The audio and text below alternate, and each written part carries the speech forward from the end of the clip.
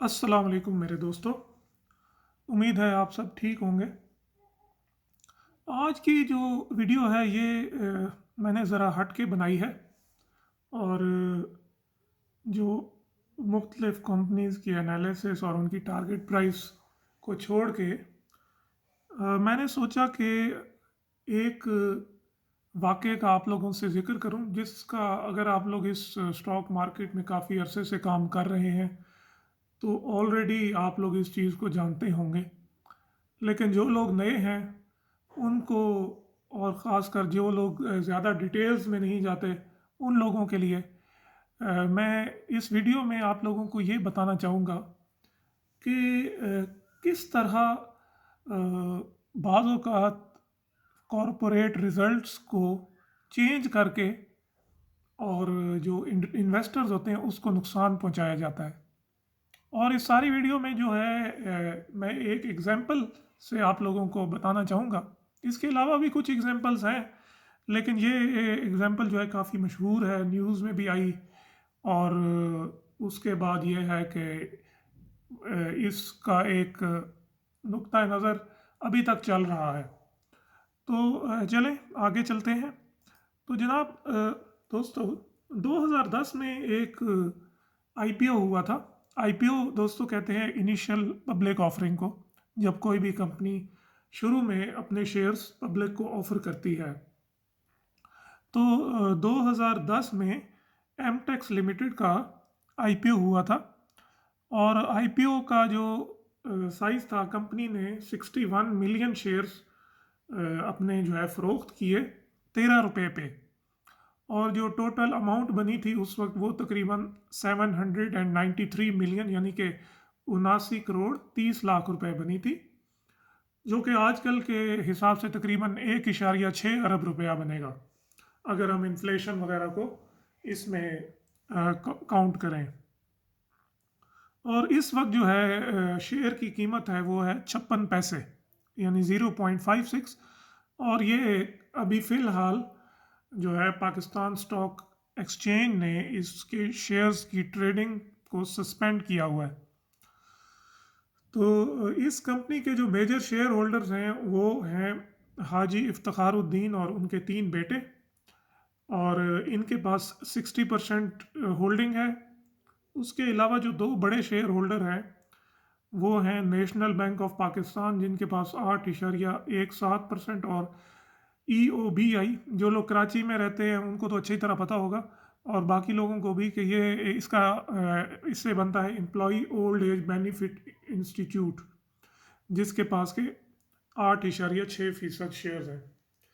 और दोस्तों ये जो EOBI है इनके खिलाफ FIA की एक इंक्वायरी हुई थी, जिसमें एमटेक्स लिमिटेड और जो जिस कंपनी ने इनको पब्लिक करवाया था, जो कि AKD सिक्योरिटी थी, अकील क्रीम डेडी सिक्योरिटी, और EOBI, इन तीनों प्लेयर्स के खिलाफ एक FIA ने बहुत बड़ी इंक्वायरी की थी 2016-17 में। जो है इस पे काफ़ी न्यूज़ में ये आता रहा, लेकिन मेरी वीडियो का मकसद उस इंक्वायरी की चीज़ों को सामने लाना नहीं है, क्योंकि वो इंक्वायरी अगर कोई पढ़ना चाहता है तो वो इंटरनेट सर्च कर सकता है।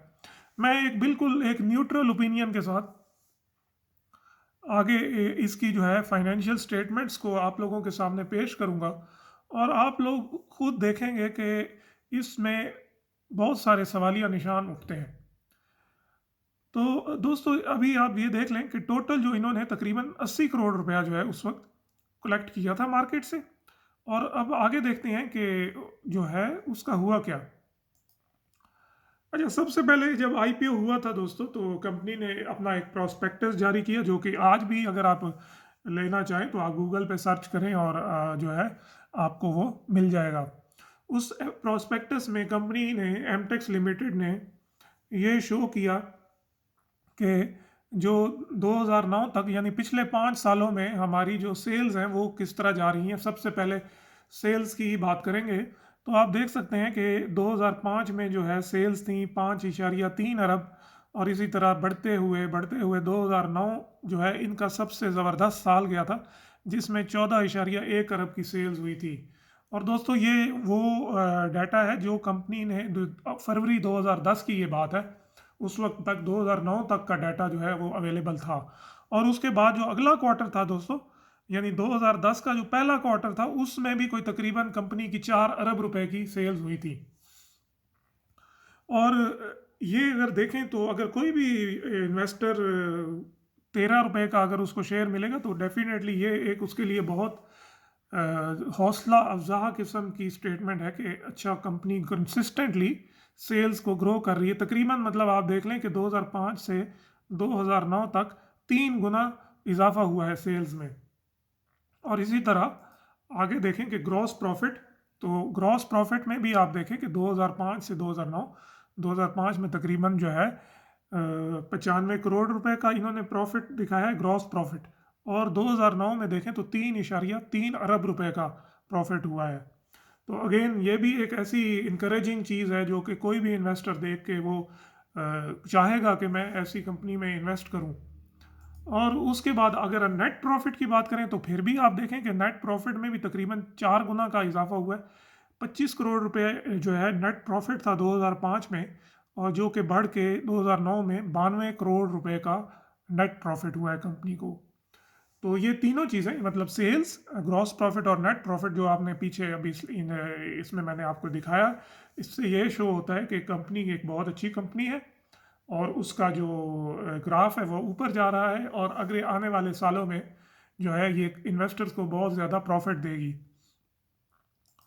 लेकिन दोस्तों अभी आप अगेन ये देखें सेल्स, जो एक्चुअल सेल्स जब कंपनी पब्लिक हुई 2010 में, और 2009 का डाटा मैंने आप लोगों के रेफरेंस के लिए साथ शो कर दिया कि 2009 से, क्योंकि 2013 तक का डाटा मैंने इसलिए शो किया क्योंकि 2010, 11 और 12 की फाइनेंशियल स्टेटमेंट्स जो हैं वो इंटरनेट पे अवेलेबल नहीं है।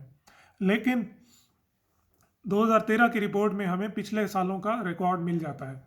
तो दोस्तों 2009 में जो है जहाँ पे 14 अरब की सेल्स थी, और 2010 जो कि इनका आईपीओ वाला साल था, उस साल इनकी 11 अरब की सेल हुई। और आईपीओ जब हो गया, मतलब 2010 के अप्रैल में आईपीओ हुआ था, तो जून 2010 के बाद से जब रिजल्ट मतलब जो पब्लिक हो चुकी थी फुली, उसके बाद अगर आप देखें तो 2011 में 6.4 अरब जो है सेल्स हुई हैं। फिर ड्रास्टिकली 2012 में 3 अरब, और 2013 में जो है दोस्तों 2.4 अरब की सेल्स हो गई। तो दोस्तों ये देखें कि एक्चुअली अब क्या हुआ कि जो प्रोस्पेक्टस में जब 2009 तक का डाटा कुछ और था, 2010 में जब आईपीओ हुआ तो उस वक्त कुछ और हुआ, और फिर उसके बाद ड्रास्टिकली जो है रिजल्ट्स चेंज हो गए और सेल्स में इतनी शदीद किस्म की कमी आ गई। और इसी तरह अगर आप ग्रॉस प्रॉफिट को देखें तो 2010 में जब आईपीओ हुआ 2.9 अरब का ग्रॉस प्रॉफिट था, और बाद में जो है अचानक 2011 में 17 करोड़ का ग्रॉस लॉस हुआ, और 2012 में वो 2.9 अरब से वो 5 करोड़ पे आ गए, और फिर 2013 में 71 करोड़ का या 72 करोड़ का जो है ग्रॉस लॉस शो किया गया। और उसके बाद नेट प्रॉफिट पे अगर आप आए तो 2010 में जो आखिरी साल था, जो आईपीओ का पहला साल था और जो प्रॉफिट का आखिरी साल था, उसमें कंपनी को 73 करोड़ रुपए का प्रॉफिट हुआ दोस्तों।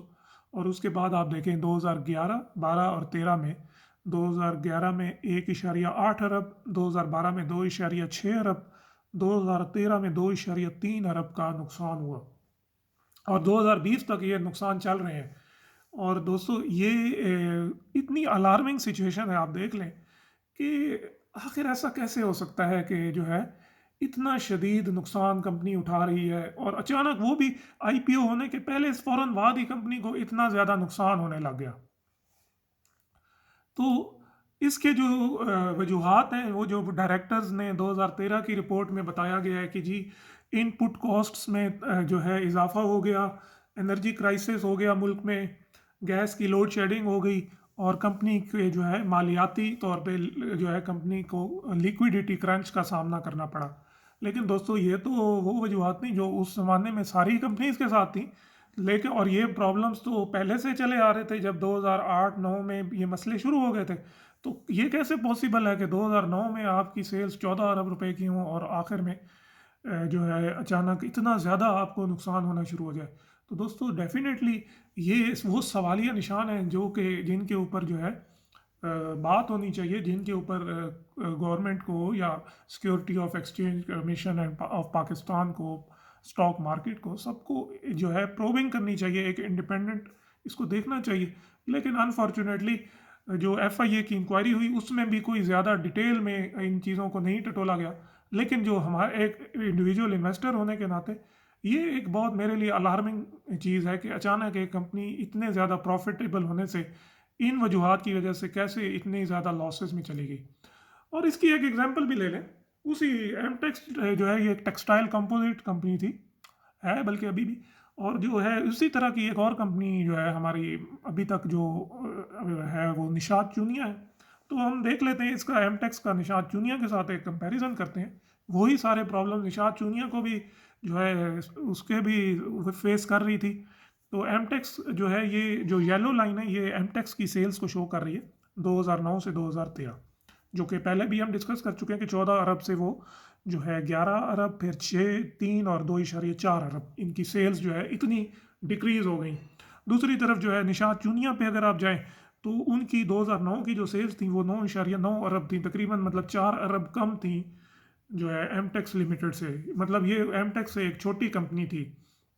और फिर आप देखें 2010 में 13 अरब, 2011 में 20 अरब, 2012 में 18.6 अरब और 2013 में 21 अरब की जो है सेल्स हुई हैं। तो मतलब कहने का है कि निशात चूनिया ने तकरीबन 10 अरब से अपना जो एनुअल सेल्स है वो डबल कर ली इसी टाइम फ्रेम में, जिसमें कि गैस की लोड शेडिंग भी थी और एनर्जी क्राइसिस भी थे और सब कुछ था।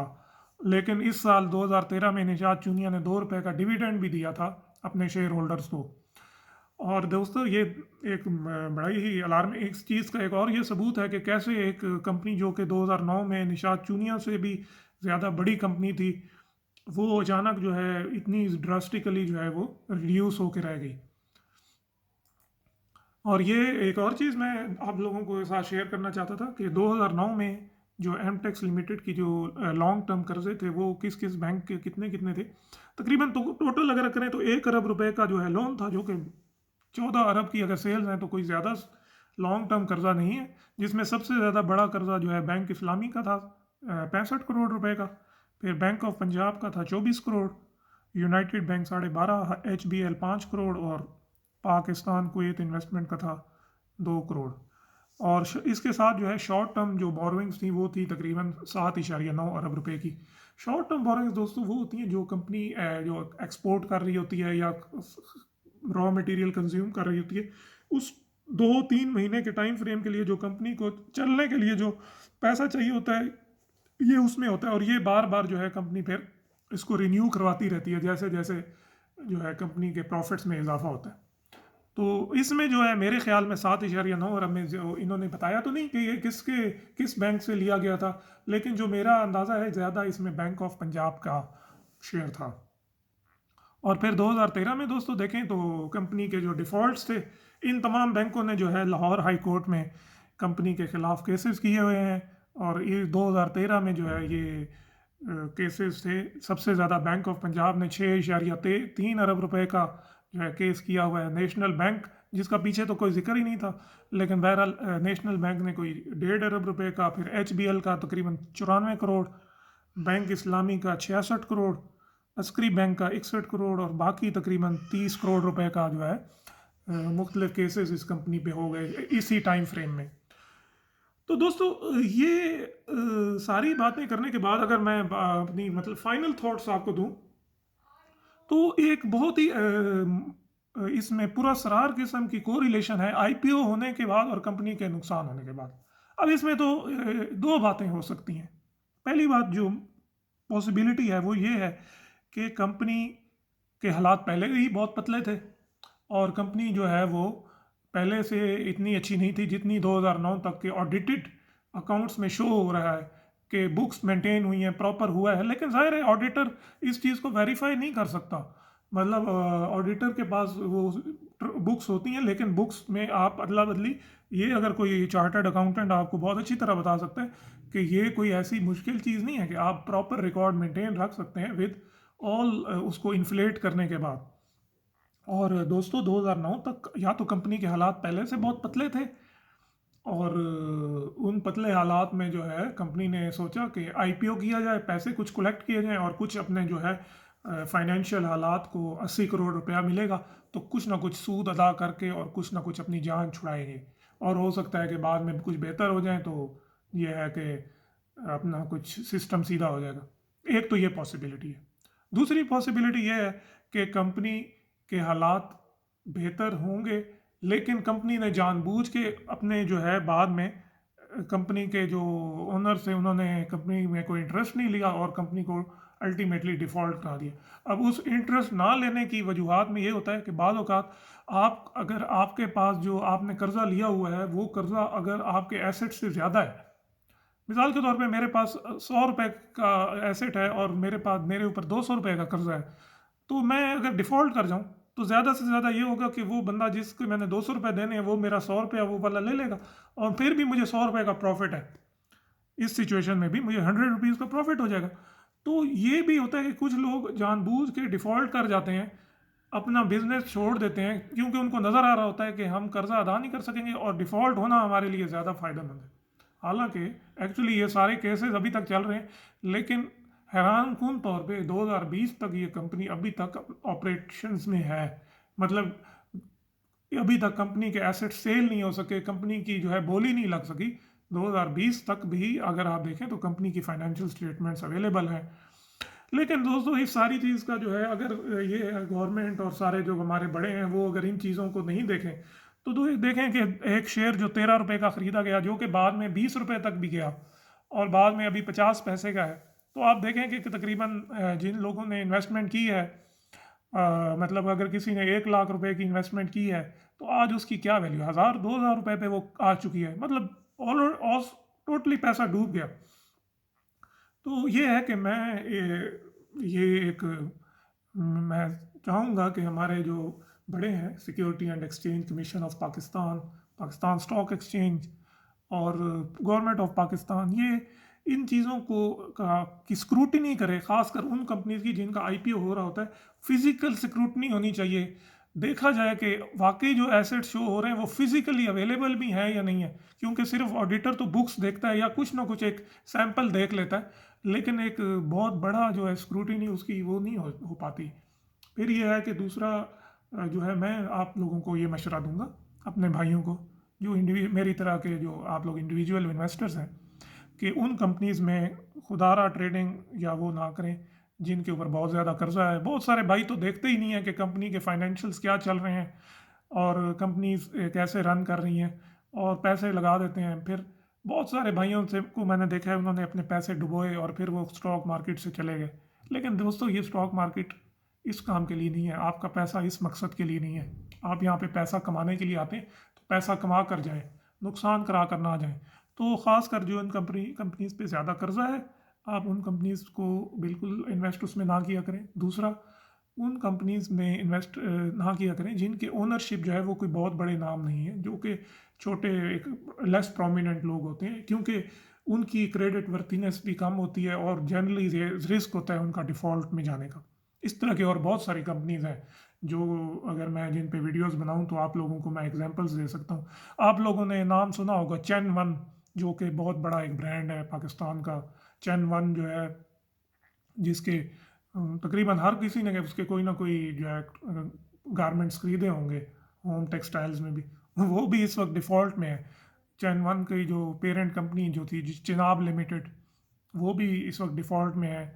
तो इस तरह बाज़ का दोस्तों जो है अगर आप ज़्यादा जिन कंपनीज़ पे बहुत ज़्यादा कर्जा है उनमें अगर आप इन्वेस्ट करते हो, और आप लोग तो मोस्टली मैंने देखा है कि आप लोग इनमें फाइनेंशियल स्टेटमेंट्स पढ़ने की भी कोई जो है ना आप लोग नहीं टाइम लगाते उसमें, तो उसमें आप लोगों के ऊपर बहुत ज़्यादा जो है आप लोग ख़तरे में जा सकते हो, नुकसान में जा सकते हो।